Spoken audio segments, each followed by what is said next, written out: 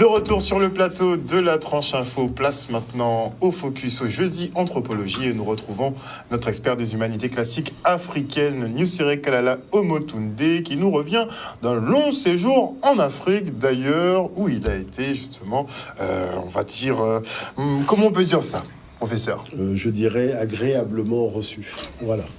Très bien. Grande famille, ça c'est important de le souligner. Effectivement, j'ai eu l'opportunité d'aller dans plusieurs pays, le Sénégal, le Bénin, le Mali. J'ai aussi fait quelques escales au Togo, en Côte d'Ivoire entre autres. Et c'est vrai que moi j'ai voulu utiliser déjà ce grand moment pour un grand espace, ouvrir un espace de discussion avec la jeunesse du continent africain. Parce que c'est une jeunesse qui est dynamique, c'est une jeunesse qui a vraiment beaucoup d'espoir en l'avenir. Et la chose, c'est qu'elle a besoin de pouvoir optimiser sa réflexion, mieux comprendre un certain nombre de choses. Et puis, nous aussi, on a besoin de comprendre un petit peu où elle se situe aujourd'hui par rapport à notre jeunesse caribéenne, où en sont les choses. Il y a beaucoup de choses qui bougent d'ailleurs au niveau de la Caraïbe. Vous voyez que, par exemple, il y a des partenariats qui se font entre les pays de la Caraïbe et les pays africains au niveau des businessmen, notamment pour les compagnies aériennes. Je pense à la Barbade, par exemple. Donc, il y a beaucoup de choses qui bougent parce que aujourd'hui, il y a cette dynamique qui se crée, c'est-à-dire ce qu'on avait déjà un peu initié avec Thabo Mbeki à l'époque où il était président de l'Afrique du Sud, c'est de rechercher dans la diaspora des compétences, de rechercher sur le continent des compétences dans tous les domaines, des compétences assez abouties, de manière à faire en sorte qu'on puisse compter sur ces compétences pour organiser à grande échelle le développement du continent africain. Et là-dessus, il y a une donnée qui est importante, c'est de ne pas faire des Africains hors sol, c'est-à-dire faire des gens enracinés dans leurs humanités classiques africaines, dans les réalités aussi géopolitiques et économiques. Et c'est ce qui manque pour le moment au niveau du continent. J'ai eu beaucoup de réflexions à ce niveau-là.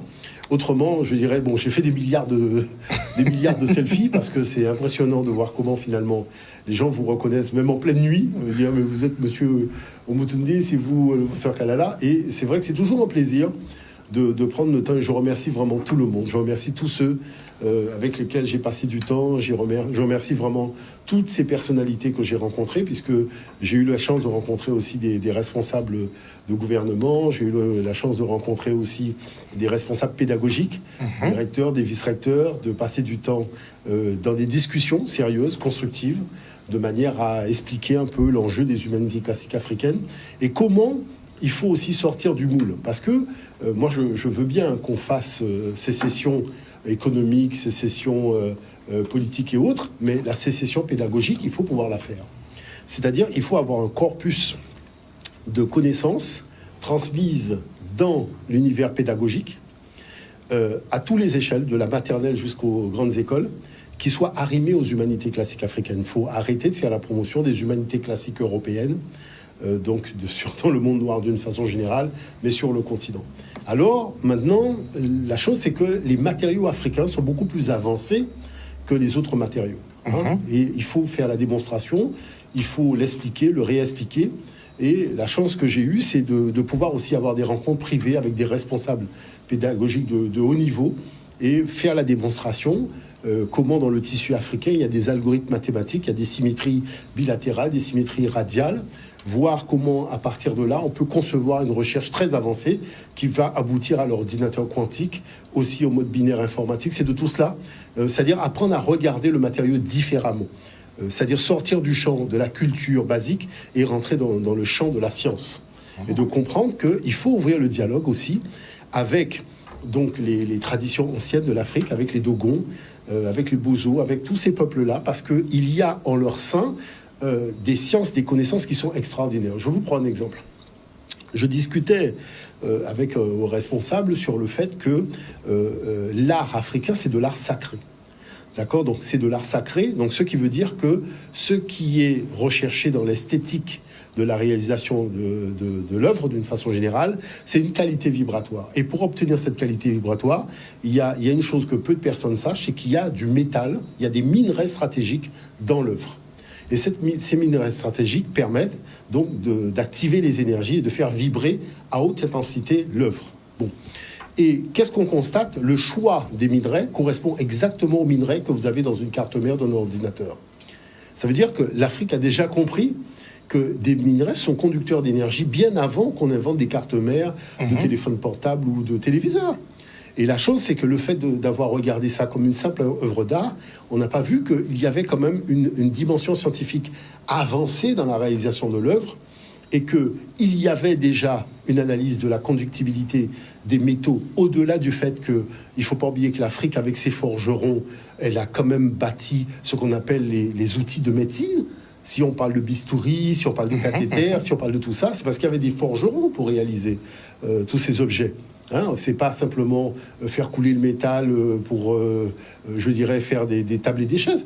Il y a aussi le fait que ce savoir-là au niveau des forgerons, qu'on retrouve beaucoup dans la tradition spirituelle africaine d'une façon générale, a servi à faire des outils très aboutis, très sophistiqués, de manière à pouvoir faire des opérations. Et beaucoup d'explorateurs ont parlé d'opérations faites avec des outils. C'est pas pour rien que l'Afrique est le berceau de tout ce qui est outils en matière de chirurgie, d'une façon générale, à ce niveau-là. Donc c'est vrai que le fait de regarder l'œuvre comme une simple œuvre et de ne pas voir la technicité, la technologie qu'il y a dans l'œuvre pour lui donner sa dimension sacrée, ça fait qu'on prend du retard bêtement parce qu'on est en avance sur les autres. Mais qu'est-ce qui fait que le regard n'est pas africain? Parce que la formation n'est pas africaine. C'est-à-dire, vous avez un gars qui n'a rien à voir avec l'Afrique, qui vous pond un programme scolaire et qui vous raconte des histoires de Robert Debout, que oui, les gens sont venus, ils ont fait une œuvre d'art, les Dogons et compagnie, ils ont fait une œuvre d'art qui sert à ça. Mais l'œuvre d'art elle-même, c'est une œuvre d'art sacrée. Donc ça veut dire qu'il y a une obligation de monter à un niveau d'énergie. Et ce niveau d'énergie, ça implique aussi une connaissance des qualités vibratoires et de conductibilité des métaux et des minerais stratégiques. Donc c'est toutes ces choses-là qu'il faut pouvoir expliquer et réexpliquer, parce que c'est important dans la mesure où, normalement, disposant de ces métaux stratégiques, l'Afrique pourrait très bien être leader en matière de cartes mères. Parce que toutes ces cartes mères ont besoin de l'or, ont besoin de tous ces métaux pour pouvoir faire les gens font des cartes mères, ils n'ont pas le métal.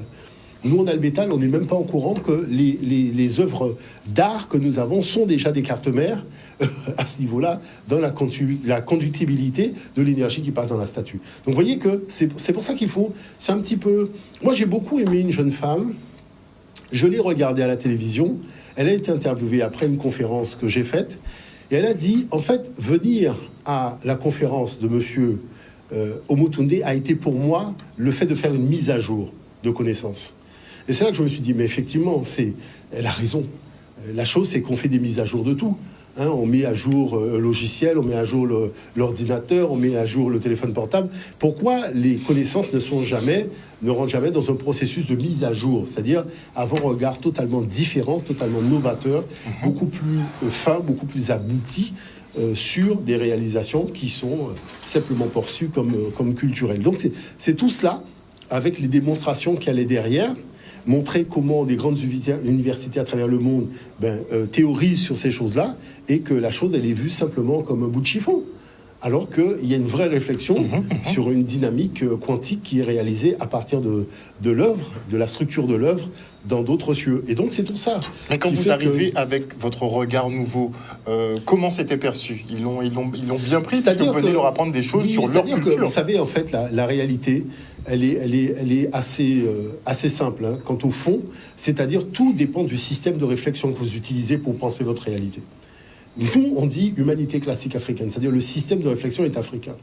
Donc, quand on regarde l'œuvre, on voit tous les champs et tous les univers qui sont connectés dans la réalisation d'une œuvre ou d'un objet, d'une façon générale.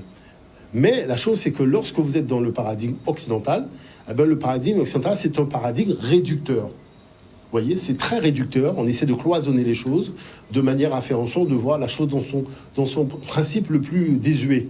Et c'est ça qui fait que, à partir du moment où on va utiliser ce système de réflexion, on n'en voit pas l'intérêt. Et c'est valable pour les sciences économiques. C'est valable aussi pour la question de la monnaie. J'ai fait des démonstrations sur Nous avons inventé l'argent. Le modèle africain dans le système monétaire n'a jamais été dépassé. Mais la chose, c'est que voilà des choses très particulières liées à la réalité de la présence de certains minerais africains, qui fait que la logique des pièces de monnaie dans le monde aujourd'hui suit tout simplement la quantité de minerais qu'il y avait sur le continent africain à l'époque, puisque c'est là que les gens ont vu ça pour la première fois. Donc, après, on raconte aux gens des histoires de... Oui, l'Europe n'a pas de minerais stratégiques dans son sous-sol. Ils n'arrêtent pas de le dire, là, en ce moment. Donc, comment l'Europe serait à l'origine de quelque chose alors qu'elle n'a même pas la matière première dans son sous-sol? Ce qui m'amuse en ce moment, c'est qu'on a les Européens, et la France en particulier, qui parlent justement de reconstituer leur force énergétique autour du nucléaire, qu'ils avaient un petit peu délaissé. Ils parlent d'autonomie, justement, d'autonomie énergétique, et je trouve ça un peu bizarre de dire ça, puisqu'ils n'ont pas d'uranium. Ils ne produisent pas d'uranium. C'est-à-dire que, je vais vous dire une chose, au moins le changement d'air montre à quel niveau d'altitude tout le monde planait. Je pense qu'aujourd'hui, tout le monde comprend que si ça fait depuis des années que je le dis, et les réalités, les masques tombent de plus en plus, les rideaux tombent aussi, vous voyez en fait que les gens planent à des niveaux d'altitude. Vous vous demandez, mais c'est quoi qui boivent, c'est quoi qui fument pour raconter de telles inepties? Le gars va faire un développement énergétique sur une matière première qu'il n'a même pas. Bon, il va jouer sur quoi? Sur le fait de garder en captivité le pays qui va lui fournir cette matière première. Mais le gars, il rêve ou quoi? Le monde a évolué. Il y a les BRICS aujourd'hui. Il y a beaucoup de partenaires financiers qui offrent bien plus que ceux... La France est dans des difficultés pour arriver même à... Vous allez voir, payer même les salaires des fonctionnaires à la retraite, ça va être bientôt un problème. Vous avez d'autres pays qui sont à des, je dirais, à des performances économiques relativement intéressantes et relativement pertinentes dans les relations avec l'Afrique. Maintenant, qu'est-ce que vous constatez? Vous constatez que la relation Europe-Afrique, c'est une relation qui n'est pas donnant-donnant. Ça, on l'a bien compris, c'est-à-dire qu'on a un petit voleur qui se prépare à venir voler ce que Dieu a donné aux Africains. Vous voyez, parce que c'est quand même très étrange de dire que il n'y a pas de texte sacré, il n'y a pas de religion, il n'y a pas tout ça. Mais en attendant, tout ce qui est plus important dans l'histoire de l'humanité, c'est en Afrique que c'est. Je dirais que ce soit la faune animalière, que ce soit la grandeur des espaces pour avoir des champs énormes pour faire des cultures sur des milliers, des milliards d'hectares de terre. C'est quand même le continent africain qui est l'enjeu stratégique de tout cela. Donc, qui fait que il faut que le regard de cette jeunesse, et je peux vous dire que moi j'ai été très très impressionné, j'ai été dans des villes, j'ai jamais vu autant d'enfants dans une ville, j'ai été très très marqué, j'ai vu des jeunes, mais j'ai jamais vu autant de jeunes. C'est le continent le plus jeune du monde. Non seulement c'est le continent le plus jeune du monde, mais c'est le fait de... Moi ce qui est important pour moi, c'est d'être avec les jeunes, de partager leur journée, de voir... Vous voyez, bon, par exemple, moi je sais par exemple que quand je suis ici et que je regarde la mer, de l'autre côté, le jeune sénégalais, il fait du surf. Parce que j'ai été là-bas, je suis rentré dans l'eau avec lui, j'ai vu les choses, donc c'était très intéressant. Maintenant, j'ai vu aussi que beaucoup d'enseignants, beaucoup de responsables pédagogiques, de recteurs, de vice-recteurs, enfin d'organismes pédagogiques, attendent justement cette réflexion un peu nouvelle, parce que tout le monde prend conscience qu'il va falloir changer de modèle. Et la chose, c'est que le but du jeu, c'est pas de faire avec l'extérieur, mais c'est de ramener aussi dans la dynamique toutes ces intelligences africaines dans ces différents domaines, puisque l'Afrique a beaucoup de chercheurs de talent, et bien ramener, je dirais, toute cette intelligence-là dans une dynamique de construction de modèles nouveaux. Et qu'est-ce qu'il faut? Juste un idéal de civilisation. L'Afrique a juste besoin d'un idéal de civilisation. Mais est-ce que le nouveau modèle dont vous parlez sera fait par et pour les Africains? C'est ça, sans interférence extérieure. C'est-à-dire que il faut impulser cette réflexion nouvelle dans la puissance de ce que c'est que le génie africain. Parce que si on n'a pas expliqué ça clairement, c'est vrai que certains vont avoir des doutes et des hésitations.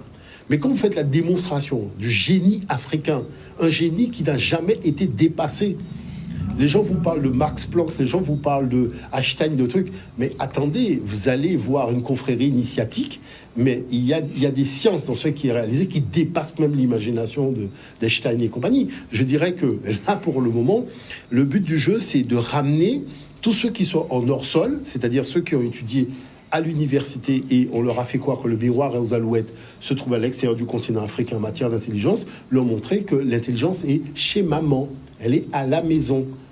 C'est ça le fondement.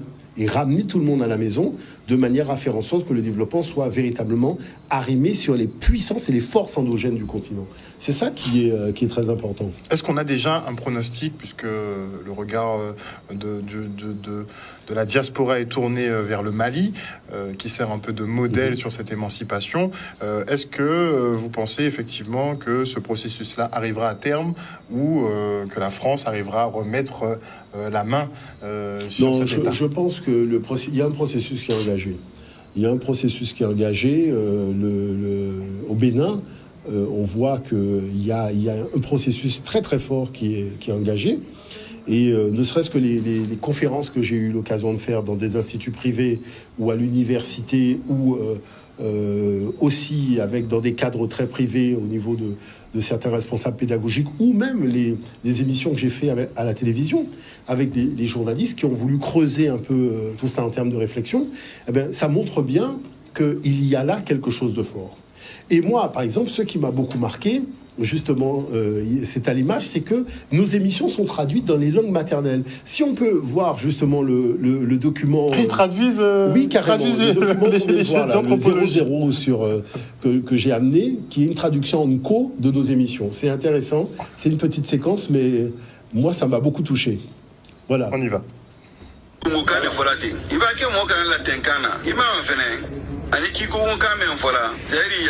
Apune bale nyona mwe kan na kokran ha wulki mirma ko sebe annara so ka bakale la tan kamen fola wali ani ki ko kamen fola zai kalbul nyona ko ya ikalo mere tamino bela ketali idalan tirmi me kala la kukan ka be itali se itelama wala na tunya idaka. Voilà, donc c'est intéressant. Traduction. Et donc j'ai pu rencontrer le monsieur qui fait les traductions. Donc, incroyable. Dans différents pays, il y a comme ça des traductions et des ouvrages. Non, moi je suis, si vous voulez vous expliquer quelque chose, il y a une chose que j'ai bien compris, c'est que vous savez, pour entrer dans une maison, il faut connaître la porte d'entrée. Et là, la grande maison des humanités classiques africaines, la maison de cet idéal de civilisation, il y a une porte d'entrée, il faut pouvoir y rentrer. Et à partir de ce moment-là, il faut pouvoir expliquer pourquoi telle réalité, qui est partie de bonnes intentions, n'est quand même pas arrimée à l'objectif qui est de coller aux humanités classiques africaines. Alors c'est vrai que le fait d'avoir visité des musées, le fait d'avoir visité des lieux, d'avoir pu discuter après avec des responsables de gouvernement, donc ministre de la Culture, donc de parler directement de la façon dont les musées sont constitués, ce sont des choses sur lesquelles il faut bien faire prendre conscience aux responsables que le musée est un espace de fierté.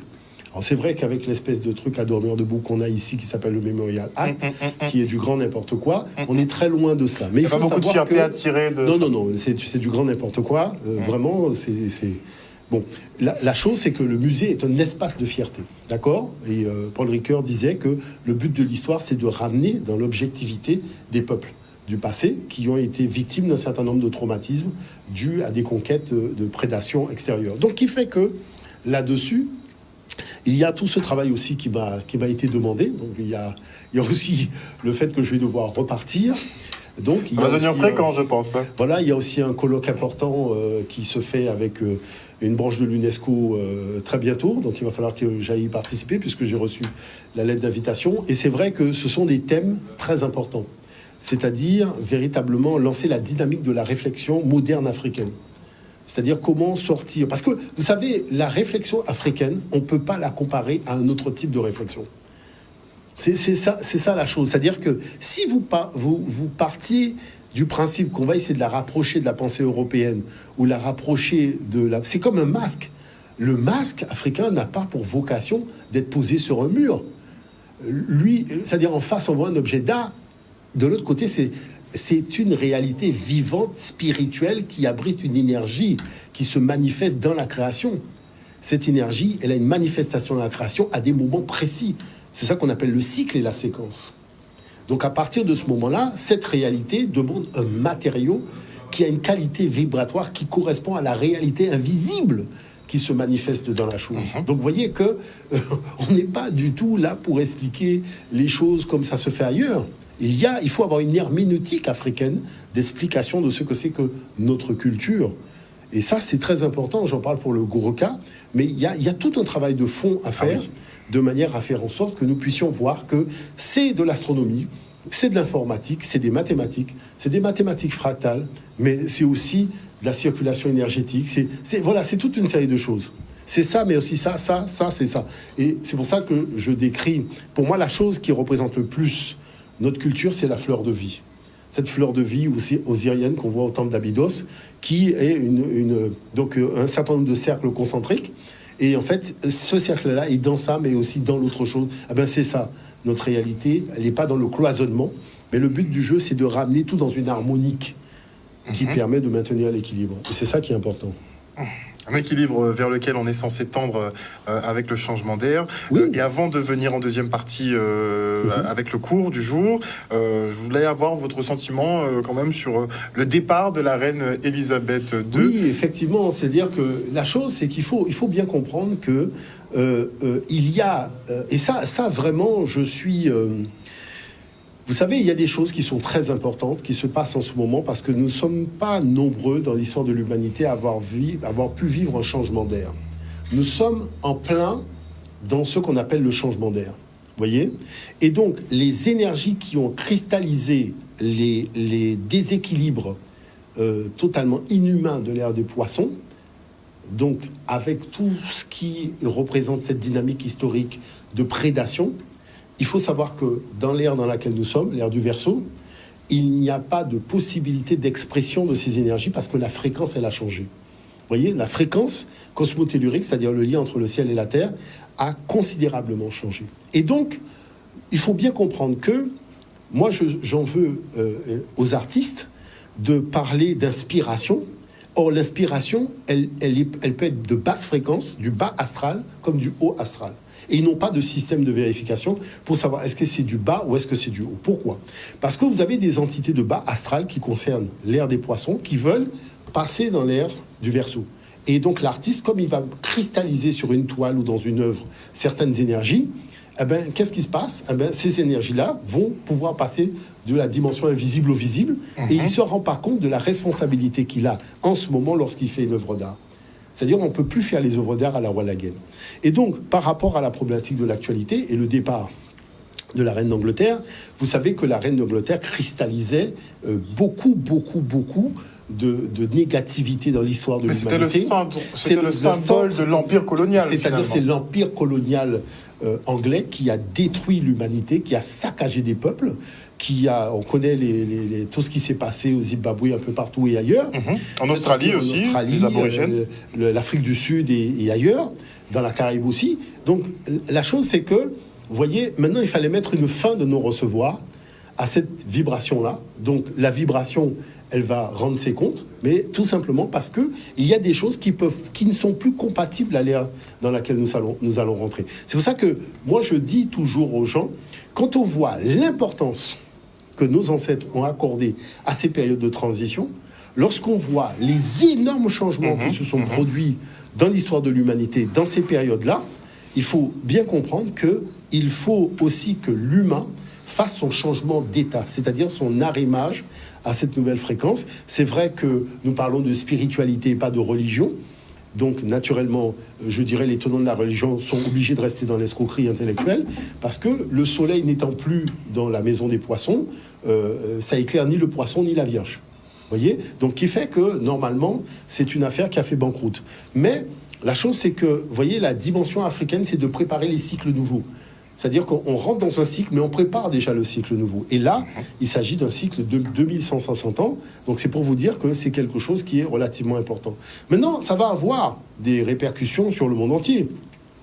Parce qu'au moment où vous voyez que la monnaie européenne est en train de passer sous le dollar, les Européens avaient besoin, parce que vous savez que la plus grande grève européenne se prépare aussi au niveau de l'Angleterre. Il se passe des choses énormes, puisque les Anglais ont déjà dit... On en parle très peu dans l'actualité française. On en parle très peu, mais c'est... Très peu. Il faut savoir que la pétition, c'est des centaines de milliers de personnes qui l'ont déjà signée, qui vont refuser de payer la facture d'électricité et les factures de gaz. Oui. Donc, ça veut dire que là, nous allons tout simplement à une implosion de la société anglaise, comme ça va se passer très probablement aussi en Allemagne, puisqu'il y a des choses... ils ont des grèves quasiment tous les jours. Tout ça est encore en train de couver au niveau de la France, parce que là, on était seulement aux gilets jaunes, mais on va pas tarder à arriver aux gilets rouges.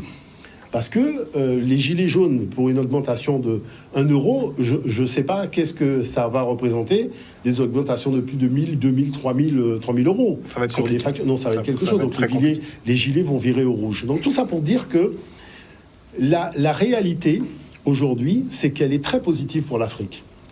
Elle est trop positive pour l'Afrique parce que l'Afrique doit utiliser ce grand moment comme un moment de réflexion pour fonder son idéal civilisationnel arrimé sur la dynamique future. Il y a des nouveaux partenaires. Ces partenaires ont compris aussi les enjeux. Vous voyez comment les Occidentaux, quand ils vont chercher leurs matières premières à l'extérieur, ils se heurtent en fait à des fins de non-recevoir. Oui. Et ils n'avaient pas l'habitude de tout cela. Exactement. Vous voyez. Exactement. Et leur arrogance et leur mépris pour l'humanité du Sud, parce qu'il faut bien comprendre une chose, nous étions dans une problématique très simple, ce que Aimé Césaire appelait le mépris des populations du Sud qui pourtant alimentent l'Europe en énergie stratégique.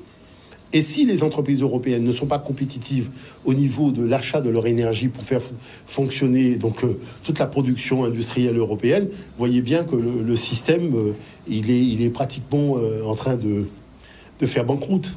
Donc là, je dirais que les choses, je ne dirais pas que les choses sérieuses ont commencé avec le décès de Mme Thatcher, puisque les choses sérieuses ont déjà commencé, mais ça montre bien aux gens... C'est un marqueur, quand même. C'est un marqueur. Je dis que là, vraiment, il faut que les gens comprennent qu'il y a beaucoup de choses qui ne sont pas dites sur le fonctionnement occulte, aussi, de ces familles royales occidentales.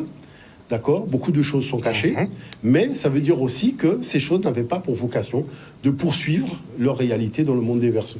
On se quitte pour une page de publicité et on revient en plateau avec Nusiré Kalala Omotunde.